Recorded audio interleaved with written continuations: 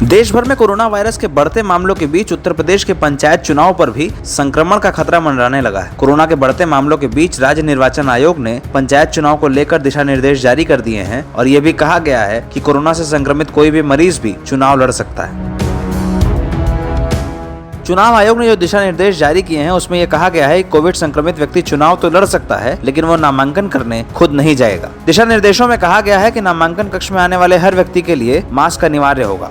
प्रत्याशी के साथ केवल एक व्यक्ति रिटर्निंग ऑफिसर के कमरे में जा सकेगा। अगर कोरोना का कोई मरीज चुनाव लड़ना चाहता है तो अपना नामांकन पत्र किसी प्रस्तावक के हाथ भेज सकता है। दिशा निर्देशों में यह भी कहा गया है कि नामांकन के लिए प्रत्याशियों को टोकन मिलेगा और एक बार में एक प्रत्याशी ही नामांकन के लिए जा सकेगा। नामांकन के दौरान ही हर प्रत्याशी को ये लिखित सूचना दे दी जाएगी कि रिजल्ट के बाद वह कोई जुलूस या सभा करता है तो उसमें कोविड प्रोटोकॉल का पालन करना होगा।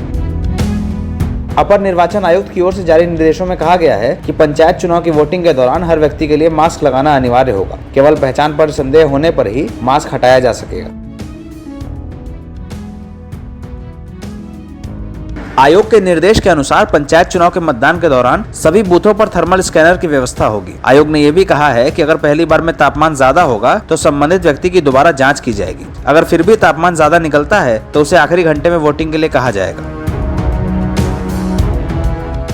आयोग ने अपने निर्देशों में यह भी कहा है कि पोलिंग बूथ पर वोटिंग के लिए पुरुष, महिला, दिव्यांगजन और वरिष्ठ नागरिकों के लिए अलग अलग लाइन होगी। अगर कोई कोविड संक्रमित व्यक्ति वोट डालना चाहता है तो उसे वोटिंग प्रक्रिया के आखिरी में बुलाया जाएगा। इसके अलावा सेक्टर मजिस्ट्रेट और पीठासीन अधिकारी पीपीई किट पहनकर वोटिंग को कराएंगे।